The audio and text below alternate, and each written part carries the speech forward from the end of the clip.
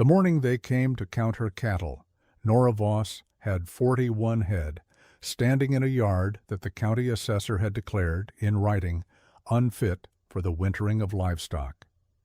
It was February of 1893, and the grass on every hill between the Elkhorn River and the ridge had been eaten down to bare gray dirt, and then frozen into it. And every rancher for 30 miles in any direction was selling off what he could not feed and watching the rest die where they stood. The assessor, a man named Crail, who wore a good coat for such weather, walked the fence line with his pencil and his ledger and could not make the arithmetic come out right. He counted again. He looked at Nora, 23 years old, standing alone by the barn door with mud on her boots and no apology on her face. And he counted a third time, 41 head, round and solid as June cattle, every one of them. He wrote it down because he had to. He did not speak to her again before he left, but she saw him look back once from the road, the way a man looks at something that has broken a rule he was certain was unbreakable. 3 seasons earlier, she had hauled home 12 wagon loads of culled sugar beets for free, and the whole of Dunbar Township had agreed that she had lost her mind.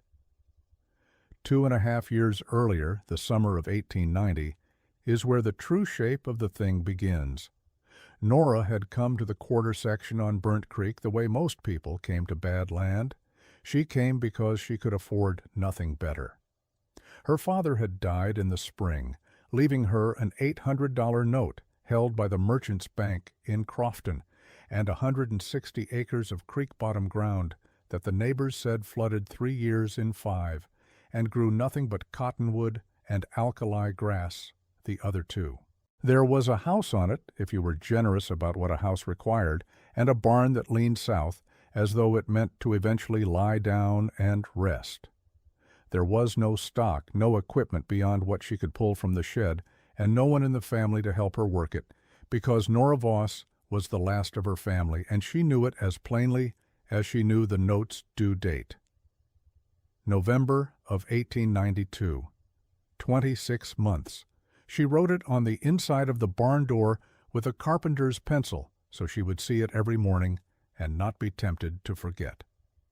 The neighbors came to call in that first week, because in a country that thin with people, a new arrival was an event, whether you approved of her or not. They were not unkind exactly. They were the particular kind of not unkind that is more discouraging than open hostility. Hilda Marsh from the next place east brought a jar of plum preserves and said very gently that a young woman alone on a place like this one was going to find it very hard.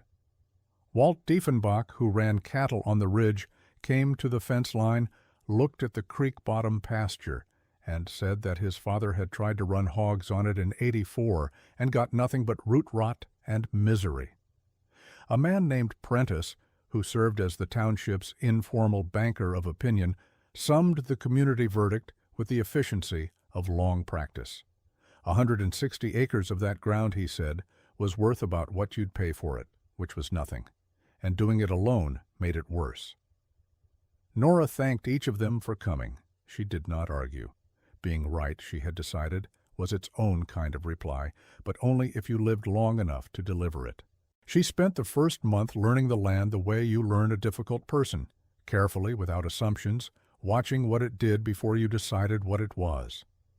The creek flooded in the spring, that was true, but it pulled back by June and left a strip of black-bottom soil along both banks that held moisture clear through August when every other field in the township was cracking open like old leather. The alkali flat to the north was genuinely useless, but the south-facing slope above it caught and pooled the summer rains into a wet meadow that no one seemed to have noticed, probably because no one had walked the place with the attention of someone who needed it to save their life. She walked every foot of it. She made a map on the back of a flour sack.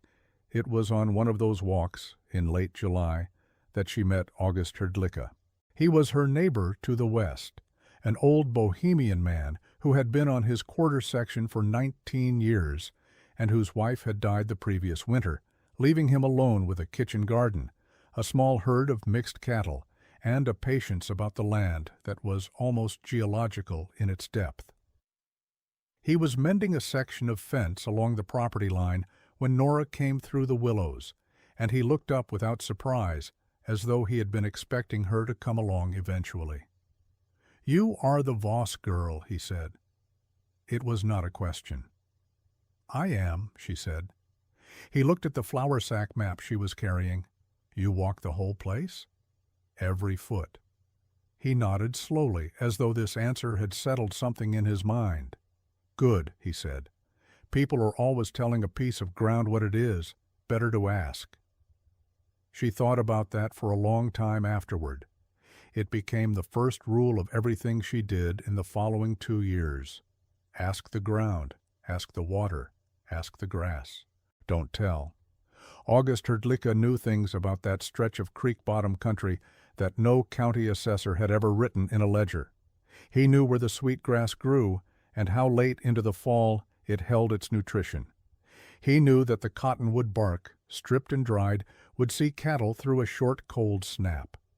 He knew which springs ran all winter and which went dry in November.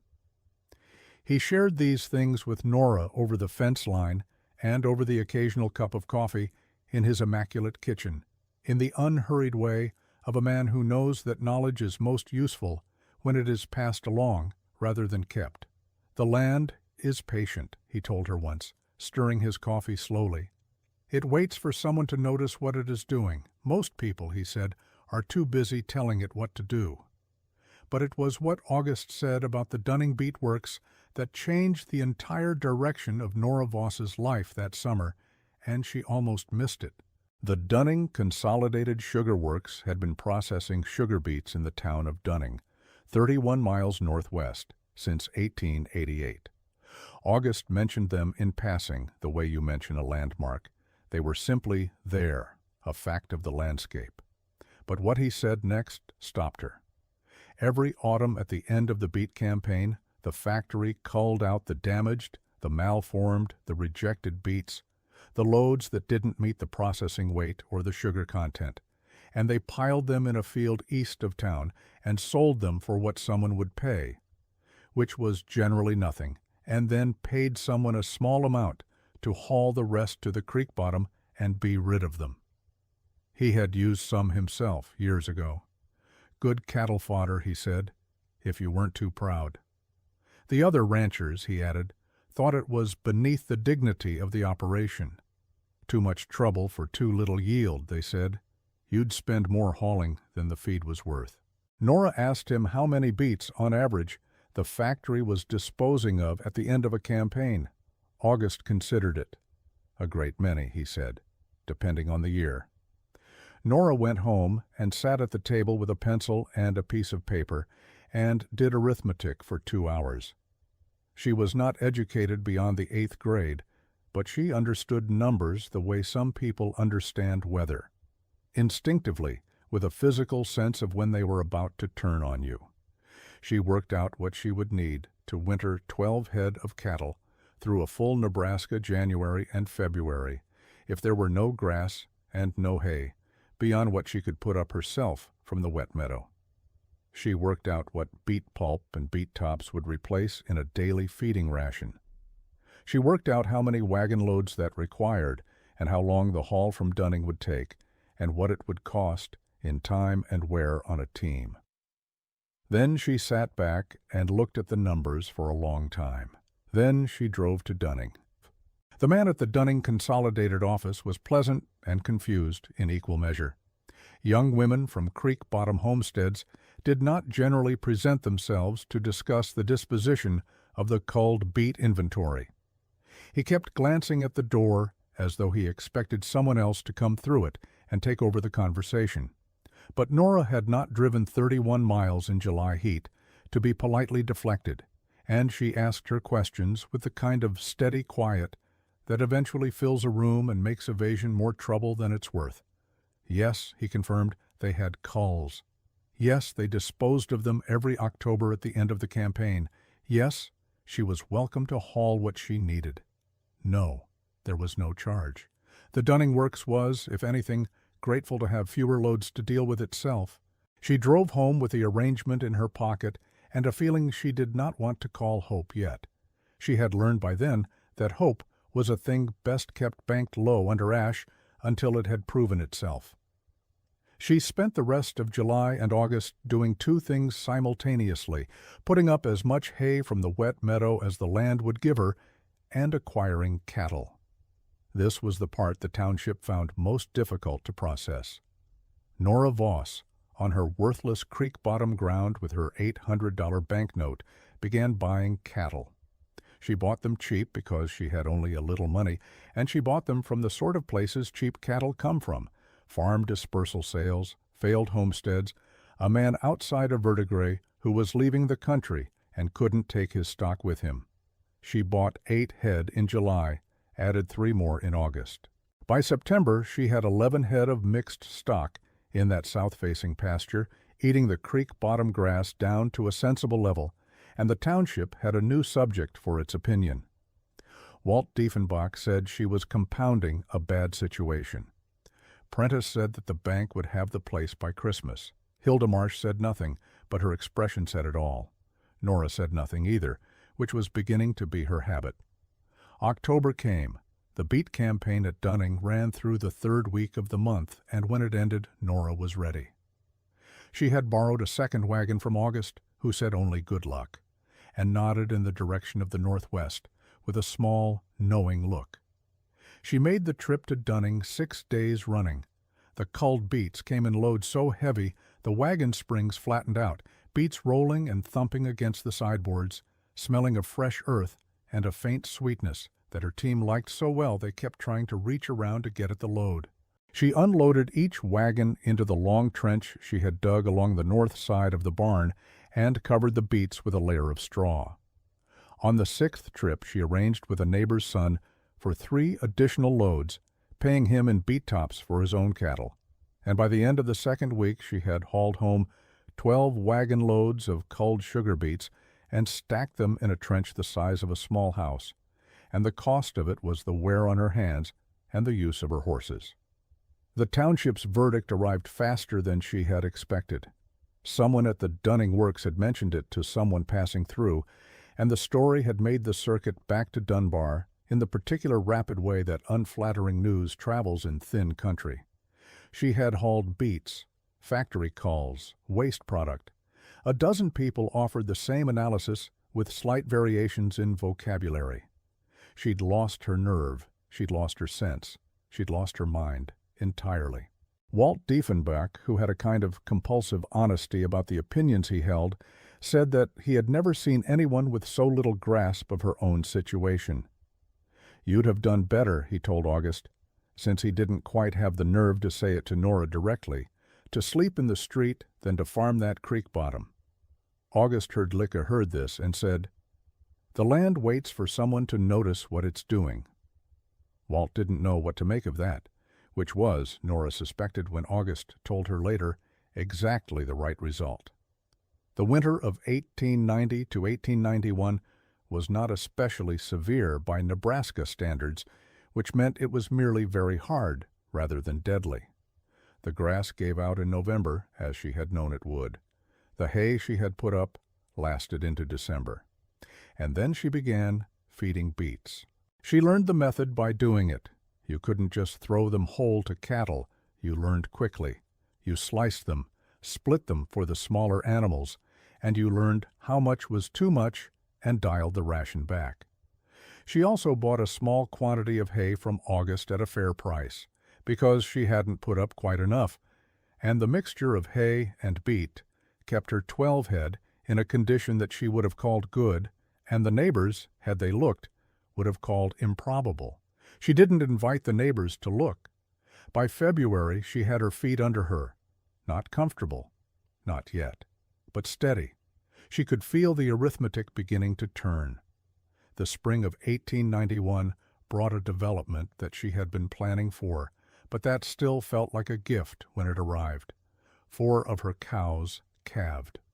4 healthy calves from cows that had come through the winter in sound condition, fat enough to come into milk without much trouble. She walked the barn in the early April mornings in the particular slant light that comes before full sunrise, watching the calves, and she felt the first thing she let herself call something close to joy. She was still 60-odd weeks from the bank's November deadline, and she had 16 animals, and she was still very much on the knife's edge. But the calves were alive. The arithmetic was still possible. It was in the spring of 1891 that the first person from outside the township noticed what she was doing, and noticed it in a way that mattered. His name was Hollis Greer, and he was a buyer for a packing house in Sioux City who traveled the creek bottom country in the spring buying store cattle, thin, winter-rough animals that the packing houses would sell forward to Iowa feedlot operators to be finished out for slaughter. It was a thin-margin business that rewarded the ability to spot quality beneath a rough coat, and Hollis Greer was very good at it.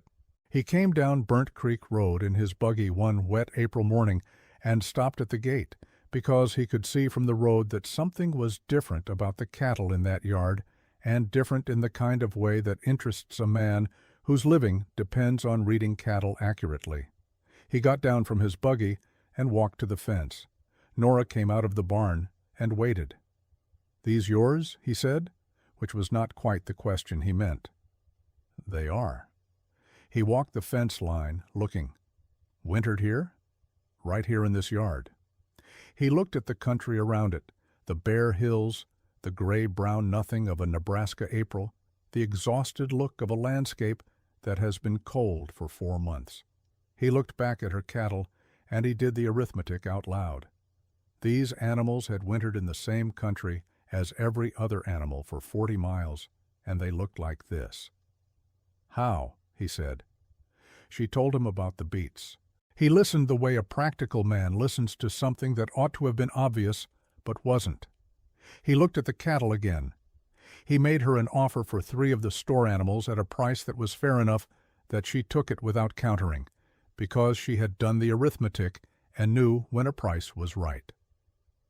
Hollis Greer drove away from Burnt Creek that April morning with 3 head of cattle that were in better condition than anything else he had bought that spring, and he told his associate in Sioux City about the woman on the creek bottom place who had figured out what to do with beet culls. And his associate told 2 other buyers, because useful information travels in that business the way seed travels by water, downhill quickly, and to wherever conditions are right for it. Nora didn't know any of that yet. She was too busy. Through the summer of 1891, she expanded. She put up more hay, now knowing better how much she needed. She negotiated the arrangement with the Dunning Works for the October culls, this time in writing, with a first right on the culled inventory and permission for up to 20 wagon loads. She bought 4 more head in August, so that she carried 16 going into the fall. She widened the beet trench. She banked what little cash she had from the cattle she'd sold, and it was little enough that looking at it directly was still a frightening thing, so she mostly didn't. She looked at the calendar instead, and at the work still in front of her, and she did the day's work. She also, that summer, acquired a helper she had not planned on. He appeared in late June, a boy of about 12 years, whose name was Leon Scharf, and who lived with his uncle 3 miles east since the death of his mother the previous winter. He showed up at the gate one morning and said he could work, and he'd do it for his dinner. Nora studied him for a moment, thin, watchful, with the particular stillness of a child who has learned that the wrong move draws the wrong attention. And she said, "All right, come on then." He turned out to be one of those children who understands animals without being taught to, the way some children understand music.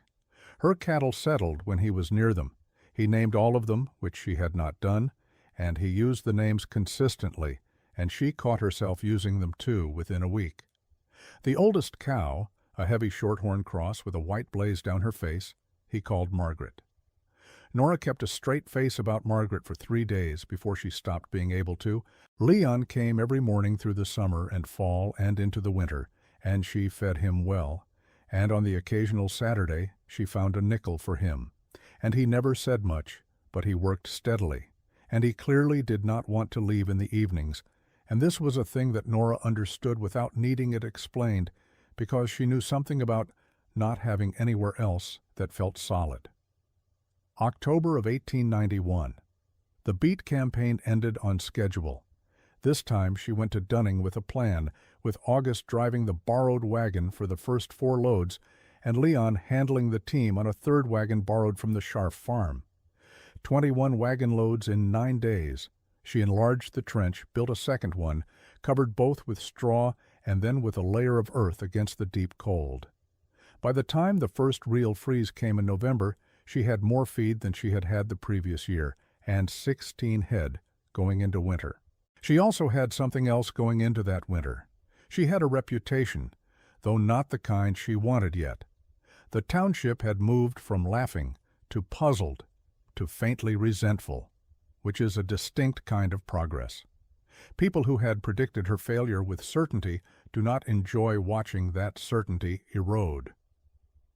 Walt Diefenbach had been seen to look at her place when he drove past, with a look that she would not have been able to describe precisely, but that August recognized. "He is deciding," August said, "whether you are lucky or whether he was wrong. These are very different conclusions for a man like Walt." The second winter confirmed the first winter at a higher level of proof. 16 head, all wintered on beet and hay, all came through in sound condition. 5 calves in the spring of 1892. She now had 21 head. She sold 4 that spring at a price that she calculated, sitting at the table at midnight on a Tuesday, had moved the banknote from terrifying to merely frightening. She still owed. The deadline was November, but the arithmetic was different. It was in the spring of 1892 that the thing she had been quietly dreading finally arrived, and it arrived, as these things tend to, wearing the face of someone who sounded helpful. His name was Vincent Sable, and he was the regional cattle agent for a packing combine out of Omaha. He was a tall man, well dressed for the country, with the smooth voice of someone who had spent a career making hard things sound like good fortune. He came to Burnt Creek in April, having heard of her operation from, she was never quite sure of the path, but she suspected Hollis Greer's associate in Sioux City, and he was very complimentary about her cattle and about her methods, and about what she had done on what he called, with the generous condescension of a man assessing someone else's situation, a challenging property. He had a proposition.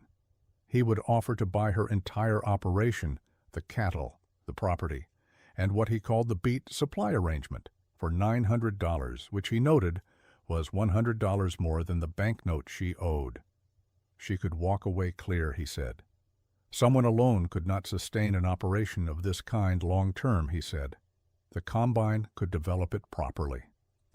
Nora listened to all of this with the same still attention she gave to the land, and she did the arithmetic in her head while he was still talking. She counted her 21 head, the 5 calves now growing toward weaning, the standing hay in the meadow, the relationship with the Dunning Works, the second and third buyers who had come in behind Hollis Greer asking about her store cattle. She counted what she would have if she sold, which was $900 and no land and no future, and what she would have if she didn't, which was risk and obligation and everything she had built. She thanked him for coming out. He smiled the smile of a man accustomed to waiting. He said he'd leave the offer open, and said that it would be hard for one person alone to handle a November note deadline in case circumstances changed. He left. She watched the buggy go up the road. Then she went into the barn and told Margaret about it, which Leon would have approved of, and then she went back to work. July of 1892. August Herdlicka came to the fence one morning with a different look than his usual patient one, a look sharpened by something he'd heard. He said that Vincent Sable had been making inquiries at the county land office, and that someone there had mentioned he was also in conversation with the Merchants' Bank in Crofton, her bank, the one holding the note. August said this in his careful, quiet way, stating a fact and letting her reach her own conclusion. She reached it quickly. Sable was not waiting for her to decide. He was arranging for her not to have a choice. She drove to Crofton the next morning. She sat across the desk from Mr. Helms, the bank officer, and she put the conversation on plain terms. She intended to pay the note in November, as agreed, and she needed confirmation that the bank was holding to that agreement. Helms was uncomfortable in the way of a man who has already had a different conversation about the same subject. He confirmed the agreement, but she could see the hesitation in him, the slight recalibration of someone deciding how much to say. She rode home knowing that Sable had been there, knowing the bank was being worked on, knowing that she had to do everything right this fall. This was the summer she worked hardest. She put up more hay than she had ever cut. She arranged the October beet haul at 25 wagon loads. She sold 4 animals in August at good prices to 2 buyers who came to her now without being sought. Word had circulated among the practical men of the cattle trade in a way that the mockery of Dunbar Township had not yet matched. She drove the cattle hard and well. She kept Leon working and paid him better. And one afternoon she sat down with him and told him what he was learning and why it was worth knowing, not as a lesson, but as a fact, because he was 12 years old and nobody had told him yet that he was good at something. September came. She had 23 head going into fall, money in hand, and a plan. October came, and the beet haul came with it, smooth and practiced now. She and Leon and the Scharf nephew and a boy from the Diefenbach place who had come to help without being asked, which she noted without making much of it. The trench filled. The straw went on. The earth went over the straw. November approached the way November does in Nebraska, without sentimentality. She paid the note on November 4th. She drove to Crofton with the exact sum, $800, 2 years of arithmetic, come to a single moment in a banker's office, and laid it on the desk in front of Helms, who counted it twice, which she found she didn't mind. He gave her the receipt. She put it in her coat pocket. She drove home on a gray afternoon with the Elkhorn Valley spread out in its November colors, spare and brown and beautiful in the way of a thing that doesn't bother to be pretty, and she understood it better than she had understood anything in her life. Vincent Sable came back in early December. He came with a revised offer, higher than the first, $1,100, and with the pleasant air of a man who believes he is offering a gift. She told him she no longer had a note, and watched his expression do the small work of reassessment. He pressed forward with his smooth voice, speaking of the difficulty of the coming winter, speaking of the isolation, of what a person alone was risking by holding on to a property of uncertain yield. "What is your count?" she said. "Of my cattle." He didn't quite pause, but something in him shifted, the micro-hesitation of someone caught holding a card they shouldn't have. "I'd estimate, from the road, perhaps 15, 20 head." 41, she said. He looked at her. "I have 41 head in that yard this winter," she said. "How did you come to a different count?" He had no answer for that. She knew why. She knew the county assessor had been out at his request, and she knew the assessor had reported differently from what Sable had said, had, in other words, told her the truth of something by his false statement of it. She did not say any of this. She looked at him in the patient way she had learned from August and from the land itself, and she said that she was not selling, and that she wished him a safe drive back to the road. The winter of 1892 to 1893 was a different kind of proof than the previous two. It was not merely hard. It was the kind of winter that a country like that one produces once or twice in a generation. A winter that the old-timers named and measured against for the rest of their lives. It set in early, and it set in hard, and by the end of December it was clear that it was not going to relent. The grass was gone from the hills by Thanksgiving. The hay ran out on half the operations in the county before Christmas. The men who had hay were selling it, and then they were out too. And then there was no hay anywhere at a price most people could pay. Walt Diefenbach sold 20 head in January at half their value. Prentice, who had dismissed her note as a foregone foreclosure 2 years earlier, was feeding his cattle cottonwood bark by February and losing animals anyway. Hilda Marsh's brother-in-law lost his entire herd, 19 head, in a January storm. Hunger changes a town. Nora Voss had 41 head of cattle. She had the beet trench, full to the brim with what the county had called waste product. She had the hay she'd put up more than she'd needed in any previous winter because she had been afraid of exactly this. She was feeding her cattle well by any standard and feeding them abundantly by February's standard. People came, not to mock now. They came to the gate with different faces, the faces of people who have reconsidered something or who are reconsidering it now because they have to. Walt Diefenbach came first, which took more pride than most men in the county had, and she respected it in him quietly. He stood at the fence in January and said he was going to lose cattle if he couldn't feed them, and he asked what she was doing, and would she tell him, and she told him, in plain language, everything she had learned in 2.5 years. She told him about the Dunning Works and how to approach the man in the office. She told him it was too late for this winter, but it would not be too late for the next one. She sold him hay at a fair price, not the price she could have commanded in that January, which would have been a painful and nearly criminal price, the price of desperation, but a fair price, the kind of price that let him afford it, and let her be right about what she believed. She sold hay to 3 other neighbors at the same price. She turned away Vincent Sable's associate, who appeared in late January with a winter desperation offer that was dressed up as rescue.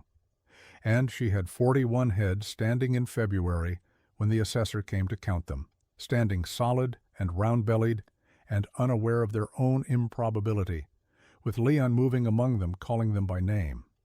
The assessor wrote his number and left without speaking. Prentice stopped her on the road in March when the world was beginning to soften, and he said, gruffly, because it was not a natural thing for him to say, that he had been wrong about the place and wrong about her. It was not an elegant apology, and he did not quite look at her when he gave it, but she received it without either dismissal or false warmth, the way August had taught her to receive the land's harder lessons, as information simply, and as the beginning of something that might be better. August Hrdlicka was at the fence in April, with the first real warmth in the air, watching the calves that had come in February and March, and Nora stood beside him with her coffee and her mud-caked boots, 41 head plus 7 new calves in the yard behind her, the beet trench empty and the note long gone, and the spring coming up green and serious along the creek bottom. Leon was somewhere in the barn calling roll. She could hear him working through the names. August looked at the land for a long time, the way he always did, reading it. "You asked it what it was," he said. She said that she had. He nodded slowly, the nod of a man who has known something long enough that he no longer needs to be pleased by it. It has simply become true. "The land is patient," he said. "It waits for someone to notice what it is doing." The cottonwoods along Burnt Creek were coming into leaf. The sweet grass in the wet meadow was already showing green beneath the brown mat of winter.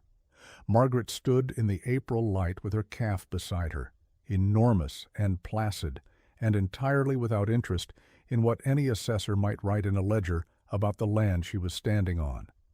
The creek ran clear and steady. The sun came over the ridge the same way it had come every morning for 2.5 years of early rising and cold mornings, and bad arithmetic turned slowly, by patience and stubbornness, and the willingness to haul home what others threw away, into something that held. Nora Voss set down her coffee cup, pulled on her gloves, and went to work.